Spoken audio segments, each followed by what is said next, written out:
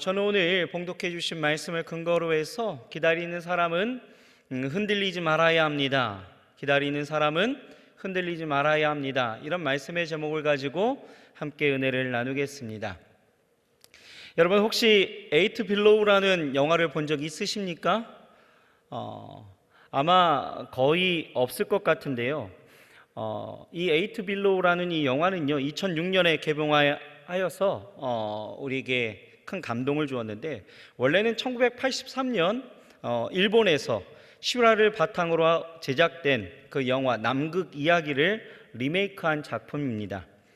이 영화는요 미국의 남극의 그 미국립 과학재단의 그 연구기지의 탐사대원 제리와 또 여덟 마리의 그 썰매견의 그 이야기를 다루고 있는데요, 이 영화를 짤막하게 소개를 한다라면, 이 운석을 채집하러 온 그 이 과학자와 주인공 제리는 이 8마리의 썰매견과 탐사를 나서게 되어집니다. 그러던 중에 기지로부터 거대한 폭풍이 일어나고 또 그것이 몰려오고 있다는 그 무전을 받고 다시 기지로 돌아가다가 그만 이 박사가 발을 헛디뎌서 이 절벽으로 굴러 떨어지게 되어지죠. 박사는 다리가 부러지게 되어지고 또 얼음이 깨지면서 물에 빠지게 되어집니다.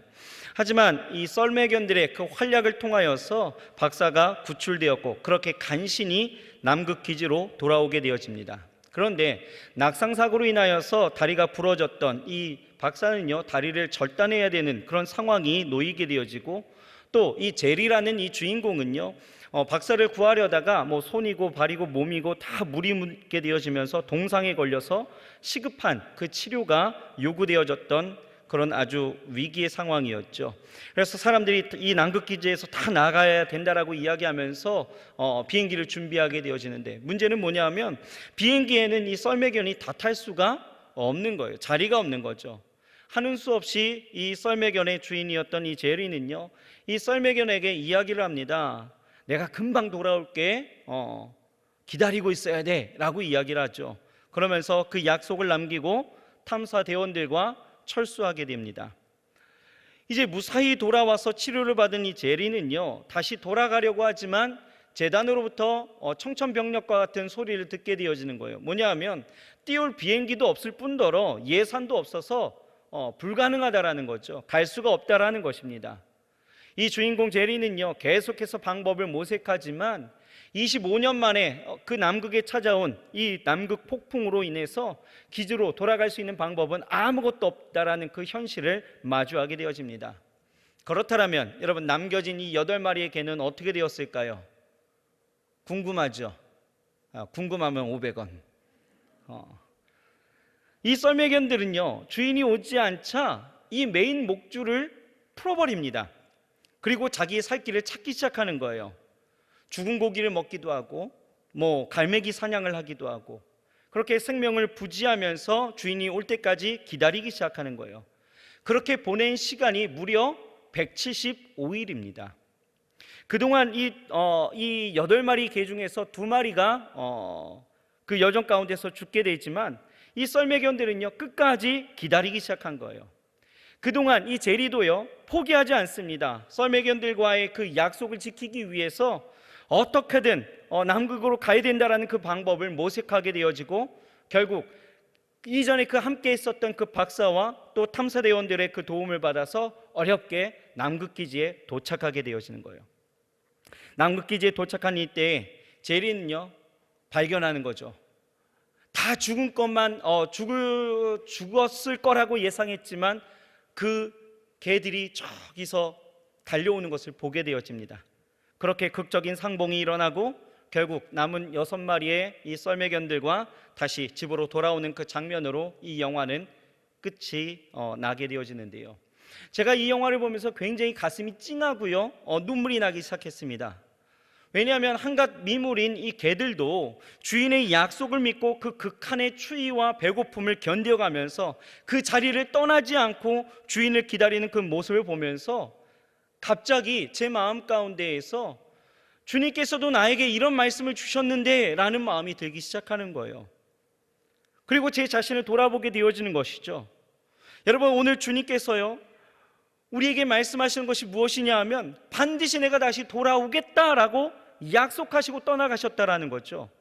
오늘 본문 말씀 요한복음 14장 2절에서 3절을 우리가 다시 한번 읽어본다라면 뭐라고 나와 있습니까? 내가 너희를 위하여 거처를 예비하러 가노니 가서 너희를 위하여 거처를 예비하면 내가 다시 와서 너희를 내게로 영접하여 나 있는 곳에 너희도 있게 하리라 라고 말씀하고 있죠. 내가 다시 와서라고 이야기해요. 다시 오겠다라고 말씀하고 있는 거예요. 그러므로 우리가 예수 그리스도 안에서 구원을 받고 그의 진리 안에서 있는 사람들이라면 우리는 기다리는 사람이어야 한다는 것입니다. 주님이 떠나가신 그 이후로 우리의 정체성은 달라졌어요. 우리의 정체성이 무엇입니까? 바로 기다리는 사람이에요. 우리 좌우 옆 사람에게 인사해 볼까요? 당신은 기다리는 사람입니다 라고 인사해 봅시다. 여러분들은 기다리는 사람입니다. 저도 기다리는 사람이에요. 그런데요, 사람들은요 기다리지 않습니다. 왜 기다리지 않을까요? 그저 지금 내가 살고 있는 이 세상, 이 형편, 이 환경, 이것이 나쁘다고 여기지 않고 있고요, 지금의 상황이 어쩌면 만족스럽고 꼭 그런 것만은 아니더라도 주님이 하신 이 약속이 나하고 손가락 걸고 한 그 약속, 직접 말씀하신 것이 아니기 때문에 피부로 와닿지도 않고, 그러니까 별로 관심도 없습니다. 그러니 기다리라는 그 기다리는 사람이라는 정체성도 우리 가운데 남아있지가 않다라는 것입니다. 비단 우리의 이런 모습들을 보게 되어지면 제자들의 그 모습을 보면서도 우리가 투영할 수 있을 것 같은데요, 제자들에게 예수님께서 말씀하시죠. 예루살렘에서 너희들은 기다리라 라고 말씀하시는 거예요.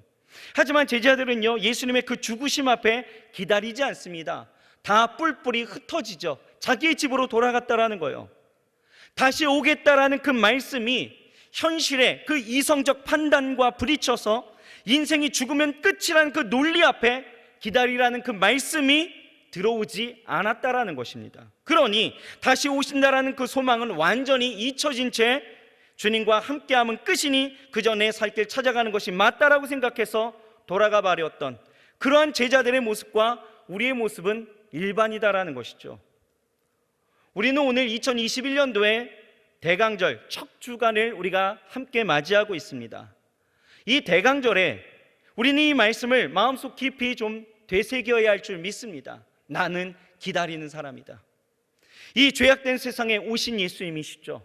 그리고 지금도 그 예수님을 주님으로 영접하는 자들에게 찾아오시는 예수님, 그리고 우리를 위해서 죽으셨지만 다시 살아나시고 우리의 거처를 예비하시고 다시 오시겠다라고 약속하신 그 예수님을 믿음으로 온전히 기다리는 우리 모두가 되어야 할 줄 믿습니다. 다시 한번 말씀드리지만 우리는 기다리는 사람들이에요. 그렇다면 여러분, 우리는 매일 주님의 약속을 생각하고 그날을 기다리며 소망 가운데 준비해야 되는 거죠. 그런데 여러분, 왜 준비해야 됩니까? 왜요? 데살로니가전서 5장 2절을 보면 이렇게 나와 있습니다. 같이 한번 읽어봅시다. 시작. 주의 날이 밤에 도적같이 이를 줄을 너희 자신이 자세히 알미라 라고 말씀하고 있죠. 주의 날, 어떤 날입니까? 주님이 다시 오시는 날이죠. 다시 오는 그 날이 언제요? 밤이라는 거예요. 밤은 모두가 잠든 방심하는 시간들이 있죠. 그 밤에 도둑같이 아무도 모르게 이르기 때문에, 우리는 그것을 자세히 알고 있기 때문에 우리는 준비하고 있어야 된다라는 거예요. 준비해야 된다라는 거죠. 베드로후서 3장 10절을 봐도 그렇습니다. 같이 한번 읽어볼까요? 그러나 주의 날이 도적같이 오리니 그날에는 하늘이 큰 소리가 떠나가고 체질이 뜨거운 불에 풀어지고 땅과 그 중에 있는 모든 일이 드러나리로다 라고 말씀하고 있죠. 사도 바울도 여러분 데살로니가 전서 5장 2절에 주의 날이 도적같이 이른다라고 했고요, 사도 이 베드로도 또한 베드로후서 3장 10절에 똑같이 그렇게 말씀하고 있다라는 거예요. 이 날은 주님께서 다시 오시겠다라고, 다시 오겠다라고 약속하신 날이며 그 약속을 믿고 기다리는 그런 신실한 그리스도인들에게는 예수님이 예비한 거처 천국, 그 본향을 돌아갈 수 있는 아주 영광스러운 날이다라는 것을 우리에게 말씀하고 있다라는 거예요. 우리는 그 날을 지금 준비하고 기다려야 한다라는 것이죠. 우리가 보통 기다림을 가질 때에는요 두 가지 반응이 일어나게 되어집니다. 하나는요 두려움을 갖는 사람들이 있고요, 또 하나는 의연하게 기다리는 사람들이 있더라고요. 왜 두 가지 반응이 일어나게 되어질까요, 여러분? 왜요? 첫 번째는요, 준비의 유무에 따라서 두 가지 반응이 나타나게 되어지는 것을 볼 수 있죠. 예를 들어서 여러분, 새 학기가 되어지고 또 입학이 되어지고 또 새 직장을 들어가게 되어지는 경우에 사람들이 그렇습니다. 입학, 새 학기, 새 직장, 아주 영광스러운 일들이 있죠. 이 일에 준비가 잘 된 사람들, 예를 들면 내가 하고 싶은 그 공부를 위해서 앞으로의 그 공부에 진행될 그 방향성을 찾았고, 그리고 그것을 미리 준비했던 사람들, 이런 사람들이 입학하게 되어지거나 새로운 학기를 맞게 되어질 때에는 그 모든 일들이 두렵지 않습니다. 하나님이 주신 비전과 내가 펼칠 수 있는 그 가능성을 가지고 또 새 직장에 들어가는 사람들은요, 두려움이 없어요. 오히려 기대와 설렘이 더 크게 되어지죠. 여러분, 시험을 치르는 학생들도 마찬가지잖아요. 이 시험을 잘 준비한 사람들은요, 그 문제를 빨리 받아보고 싶고 또 빨리 풀어보고 싶은 그런 마음들이 들게 되어지고 시험 앞에 의연합니다. 그런데 두려움이 있는 사람들은 누구예요? 준비가 덜 된 사람이거나 준비가 없었던 사람, 그죠? 준비를 하지 않은 사람들은 두려운 것이죠. 내가 가서 잘할 수 있을까? 무엇을 할 수 있을까? 어떻게 해야 될까? 별별 걱정과 근심으로 사로잡혀서 도통 잠이 오지 않는 거죠. 그냥 한숨만 나오게 되어지는 것입니다. 어제도 우리 리더들하고 같이 함께하는 그 시간들이 있어서 밤에 이 구월동에 가고 식사를 같이 했습니다. 구월동에 나가봤더니요, 날씨가 굉장히 쌀쌀해졌더라고요.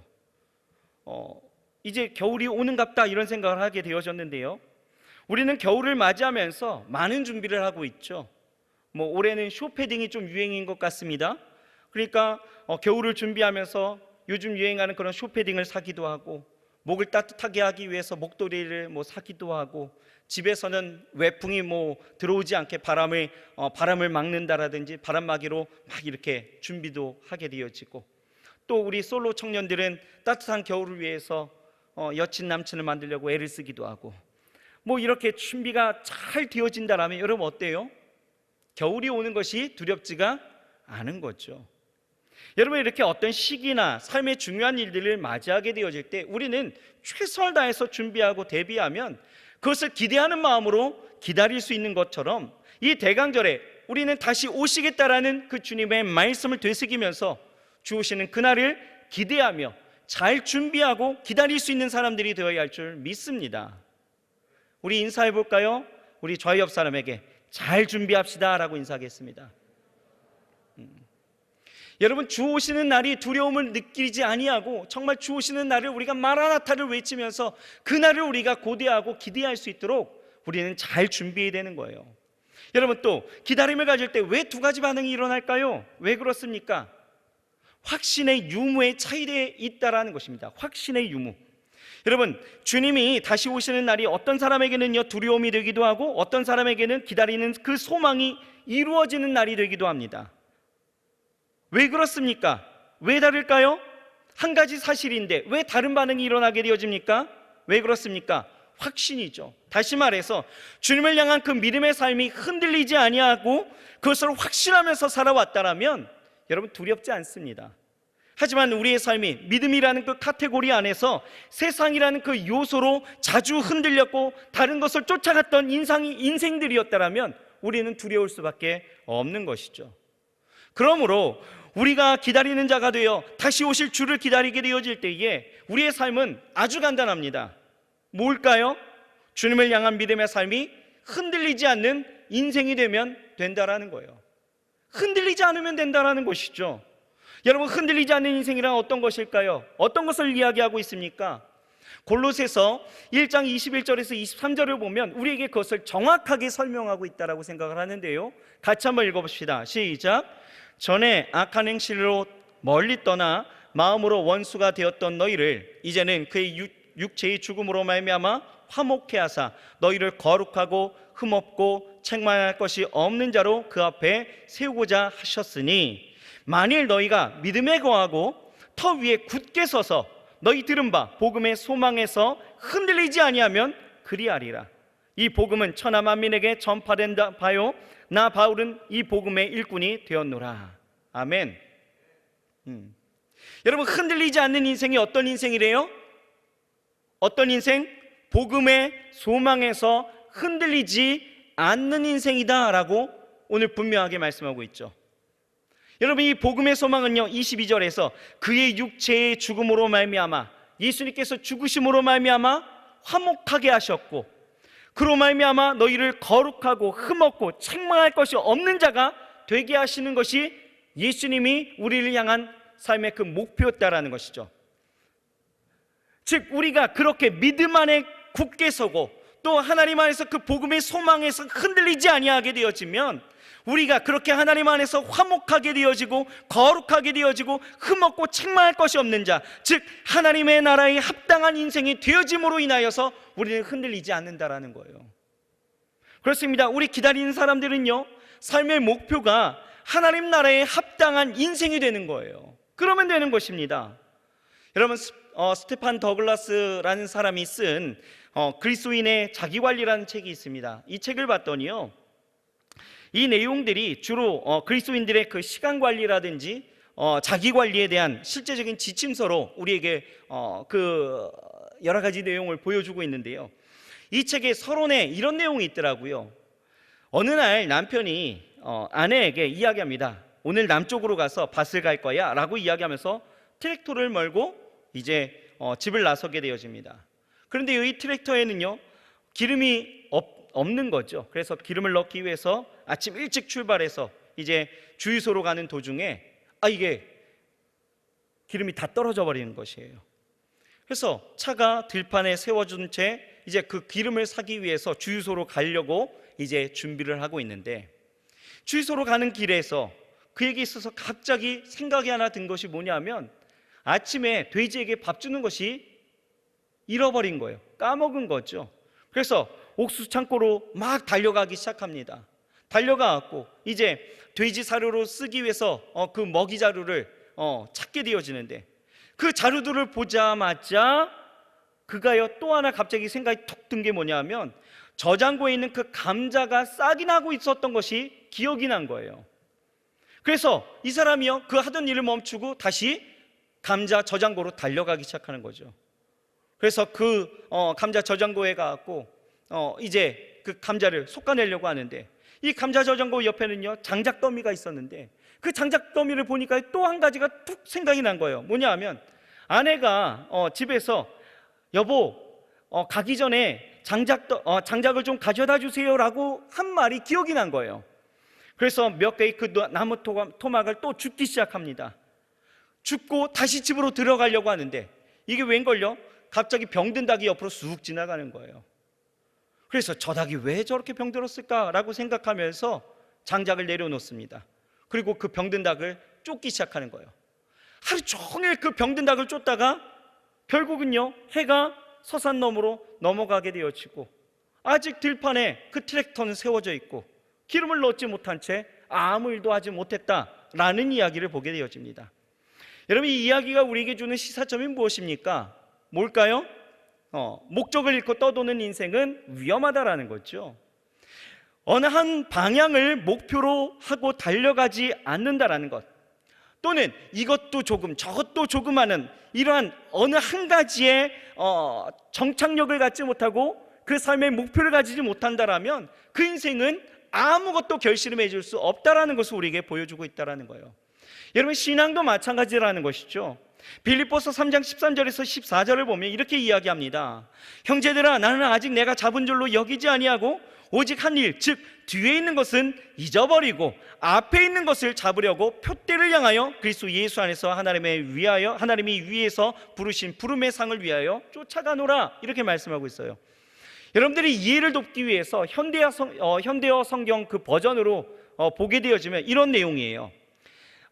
사랑하는 형제들이요, 아직 나는 그 목표에 이르지 못하였습니다. 그래서 그 일을 이루는데 내 모든 힘을 기울이고 있습니다. 과거의 것에 집착하지 않고 앞에 있는 것을 바라보며 목적지까지 달려서 상을 타려고 열심히 노력하고 있습니다. 이 상은 그리스도 예수께서 우리를 위해서 이루신 그 일을 바탕으로 하여 내리는 것입니다. 지금 하나님께서는 이 상을 주시려고 나를 하늘에서 부르고 계십니다. 이런 내용이에요. 이해가 되십니까? 이해가 되셔요? 이 말씀처럼 오로지 목표로 정한 그 방향으로 나아가야 그 목표에 이룰 수 있다는 거죠. 즉 오직 주님께로 향하는 마음으로 살아가는 그 삶, 하나님 나라에 합당한 삶, 오직 믿음으로 사는 그 삶이 우리의 삶의 목표가 되어지고, 그 삶이 비로소 뭐가 되는 거예요? 우리를 흔들리지 않게 한다라는 거예요. 여러분, 우리는 옛말에도 이런 이야기 참 많이 들었죠. 재주가 많으면 굶어 죽는다. 혹시 이런 얘기 들어보셨습니까? 못 들어보셨어요? 예, 오늘 들어보신 거예요. 그죠? 예. 재주가 많으면 굶어 죽는다. 아니 목사님, 재주가 많으면 먹고 살 방법이 많지 않겠습니까? 아니요, 굶어 죽습니다. 왜 그럴까요? 이 말의 뜻은요, 이것 찝쩍거리고 저것 찝쩍거리다가 어느 한 가지도 이루지 못한다, 뭐 이런 뜻이에요. 아무것도 할 수 없다. 요즘 그렇잖아요. 오히려 진짜 재주가 많으면 할 수 있는 것보다 할 수 없는 게 더 많은 것 같아요. 요즘 이 시대는요, 한 가지만 잘해도 정말 잘 되는 그런 시기이죠. 그죠? 공부 못하면 좀 어떻습니까? 자기 달란트대로 개발하여서 나아가 정말 잘 되는 친구들 참 많이 있는 거 보게 되어지죠. 여튼 여러분, 재주가 많으면 굶어 죽는다, 이 말이 저는 공감이 되어지는데요, 이것 찝쩍 저것 찝쩍거리다가 어느 하는 것도 이룰 수 없다라는 말, 여러분 저는 동의합니다. 여러분들도 동의하시나요? 동의해야 돼요. 동의하시기 바랍니다. 여러분, 빌립보서 3장 14절에 봐도 사도 바울은요, 결론적으로 우리에게 그리스도인의 그 인생 목표점을 분명하게 제시하고 있는 것이 뭐냐 하면 부름의 상이다라는 거예요. 부름의 상. 즉 하나님께서 우리를 구원하셔서 자녀로 삼으시고 하나님의 뜻을 따르도록 부르셨다라는 거죠.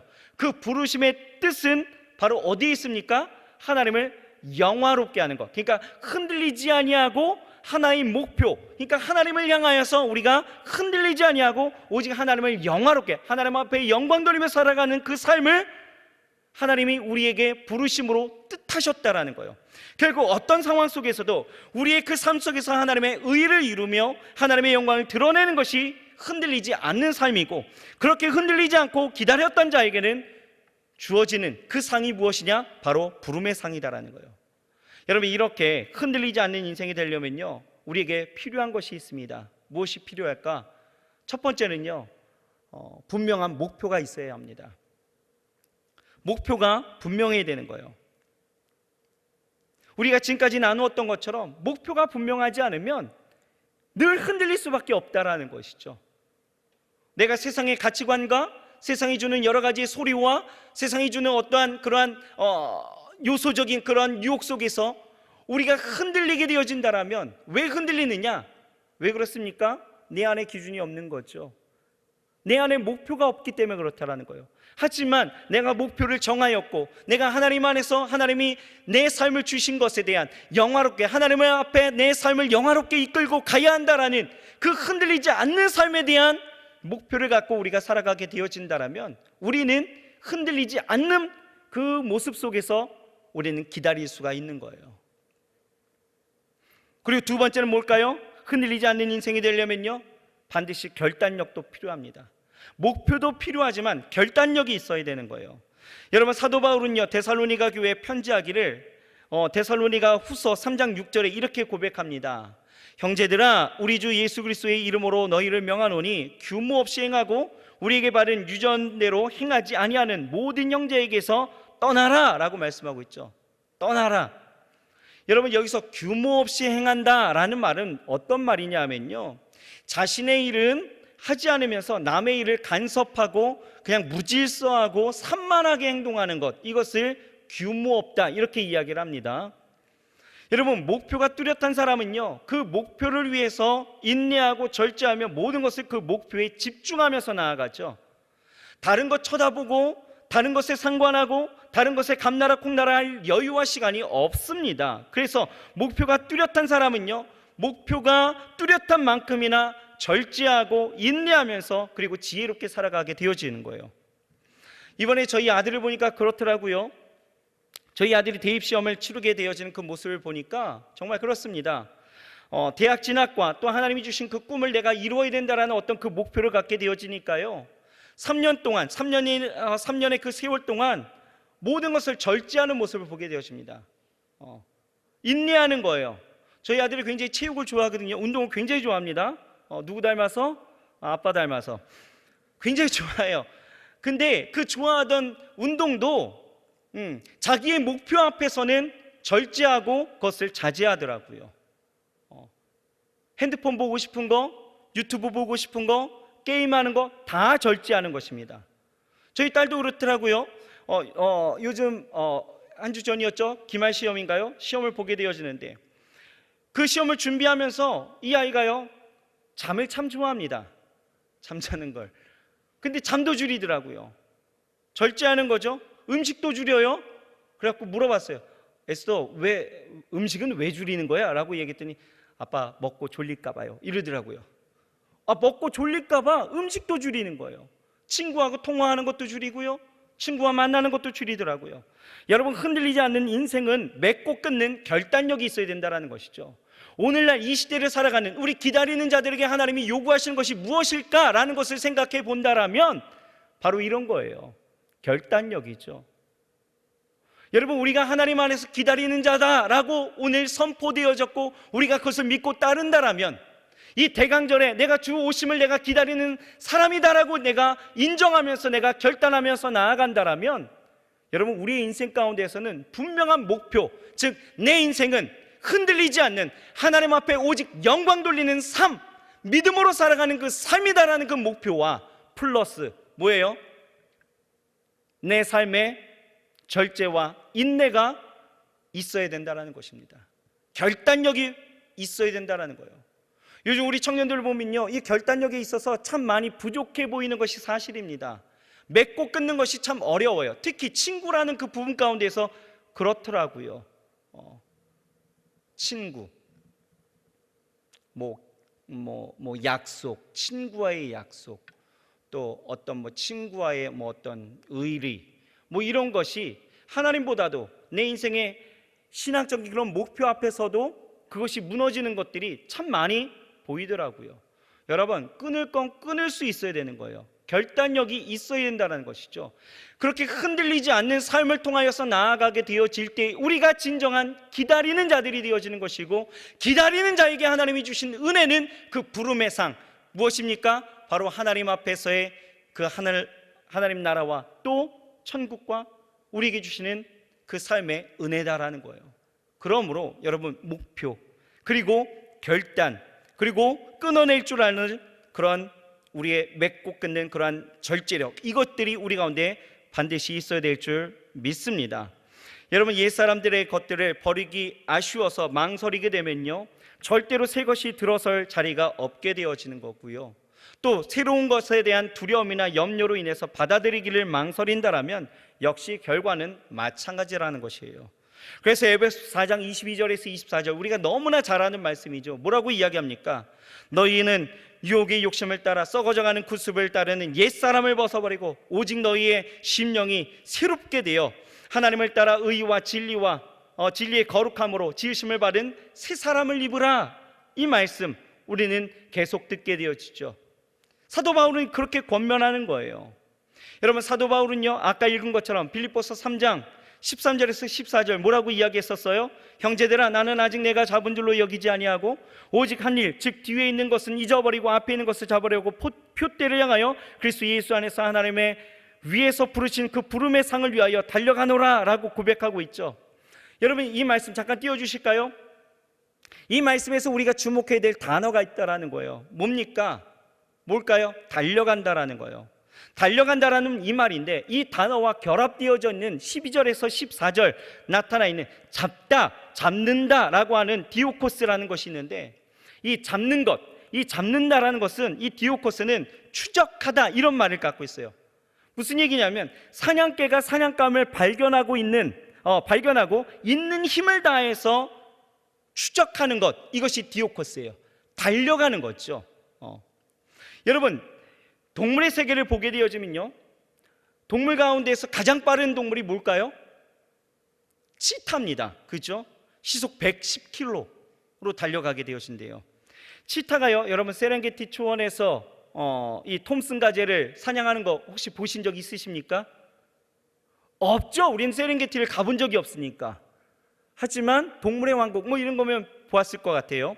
근데요, 이 치타가요, 톰슨 가젤을 이렇게 이 사냥하는 걸 보니까요, 대단합니다. 우리가 배울 수 있는 점이 있어요. 뭐냐? 이 무리 중에서 아주 적당한 사냥감을 우선은 고르게 되어지죠. 그리고 표적이 정해지면 이 치타는요, 몸을 납작 엎드리게 되어집니다. 그리고 최대한 가까이 접근하게 되어지죠. 그러다가 순식간에 먹이를 향해서 돌진하게 되어질 때에, 돌진하는 그 가운데 보게 되어지면 수많은 가젤들이 옆을 다 스쳐 지나갑니다. 그거 물면 되는 거예요. 그런데 치타 어떻습니까? 내가 정한 그것만 바라보면서 가는 거죠. 그렇게 사냥하는 것을 보게 되어져요. 오늘 이 디오코스라는 것이 바로 그거예요. 추적하다. 그것만 바라보고 그것만 바라보면서 달려간다. 잡고 달려간다라는 것이죠.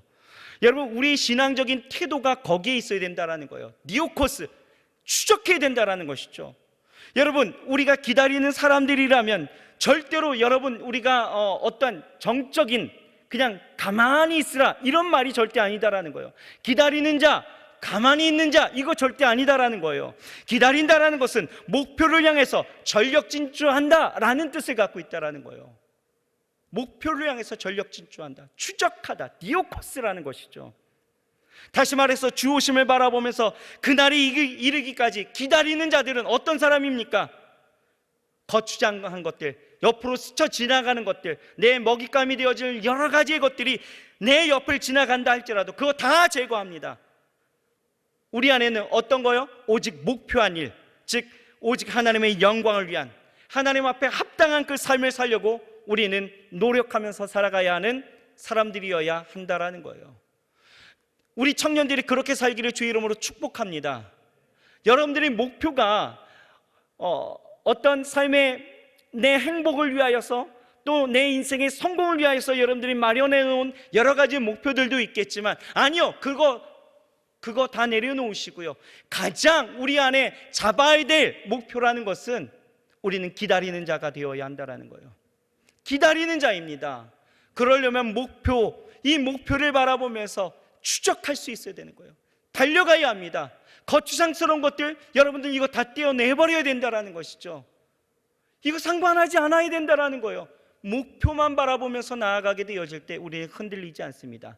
이런 사람이 진짜 기다리는 사람이다라는 거예요. 사도 바울은요, 이렇게 지나온 것들을 잊어버리고 앞에 있는 그 표대만을 향하여서 달려간다, 이렇게 선포하고 있죠. 그리고 15절에서 16절, 빌립보서 3장 15절에서 16절을 보면요, 현대어 성경 버전으로 여러분들에게 좀 소개를 하고 싶은데요, 이 말씀 우리 마지막으로 좀 한번 살펴봤으면 좋겠어요. 같이 한번 읽어볼까요? 시작. 나는 여러분이 모두 성숙한 그리스도인으로서 이 점에 대해 나와 같은 생각을 가지기를 바랍니다. 혹시 여러분이 생각을 달리하는 점이 있더라도 하나님께서는 그 점을 분명히 지적해 가르쳐 주실 것입니다. 지금까지 우리가 어떻게 됐든지 간에 이제는 같은 원칙을 가지고 앞으로 나아갑시다, 이렇게 이야기해요. 여러분들이요, 분명한 목표를 가져야 된다라고 이야기하니까 다 다른 생각할 수 있어요. 그런데 오늘 뭐라고 이야기하고 있어요? 하나님께서, 성령께서 그 마음을 고치시겠대요. 그러면서 우리가 가지고 가야 될 것이 바로 무엇이냐? 오늘 성경 말씀에 봤더니 같은 원칙을 가지고 앞으로 같이 갑시다 라고 이야기하는 거예요. 같은 원칙.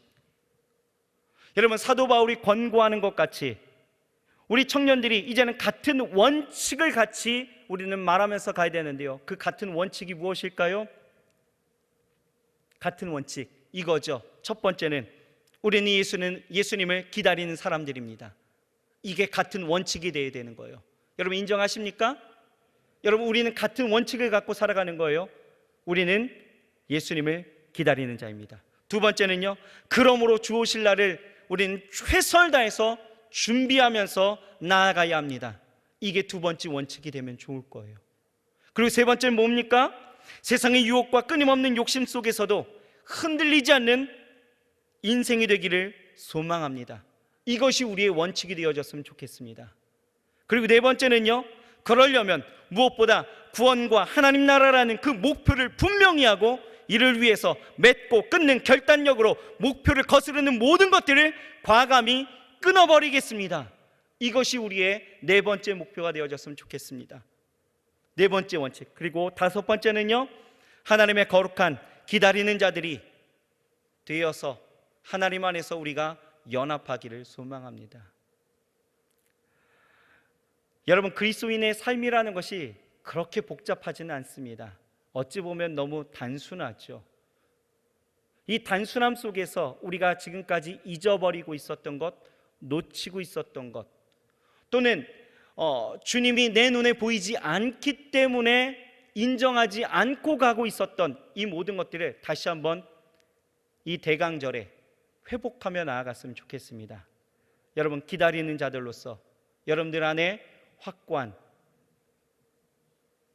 목표와 결단력, 이것을 가지고 흔들리지 않는 인생으로서 하나님 앞에 온전히 나아가시고 또 그 믿음의 삶을 통하여서 여러분들 우리 모두가 주시는 그날에 함께 하나님 나라에 들어갈 수 있는 귀한 은혜가 있기를 소망합니다.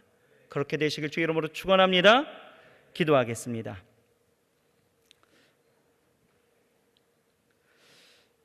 하나님, 주께서 다시 오시겠다라고 분명히 약속하셨고 말씀하셨습니다.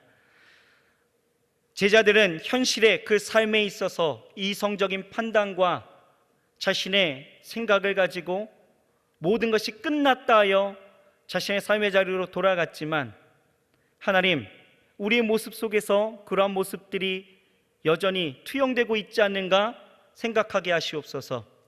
우리도 주님 다시 오시겠다라는 그 약속을 잊어버린 채 내 삶에 집중하고 내 삶의 안위와 평안만을 바라보면서 살아가진 않았는지 생각할 수 있게 더하여 주옵소서. 우리는 기다리는 자들입니다. 예수 그리스도 안에서 구원을 받고 그 진리 안에 서 있는 모든 자들은 기다리는 자입니다. 우리 기다리는 자들이 될 수 있도록 주께서 인도하여 주옵시고, 이제는 하나님, 기다리는 자들로서 주 오실 그날을 철저히 준비하면서 나아갈 수 있도록 주께서 인도하여 주옵시사 분명한 목표를 설정하여 흔들리지 않게 하여 주옵시고, 또한 아버지 하나님, 우리 안에 거치는 그 모든 일들, 하나님, 그것에 상관하며 살아가는 것들이 아니라 이제는 과감히 끊어내버리고 오직 그 목표를 향하여서 나아갈 수 있는, 추적하여 디오코스하여 살아갈 수 있는 우리 모두가 될 수 있도록 주께서 축복하여 주옵소서. 그러므로 주 오시는 그날에 주님 오심이 두려움이 아니라 주님 오심이 기쁨과 감사와 환희와 찬송이 될 수 있도록 하나님, 우리 안에 흔들리지 않는 삶이 되게 하여 주옵소서. 오늘 그 믿음을 갖고 같은 원칙을 갖고 나아가고자 이 시간 이 자리에 우리가 함께 기도하고자 하오니 하나님, 우리 안에 함께하여 주시옵소서.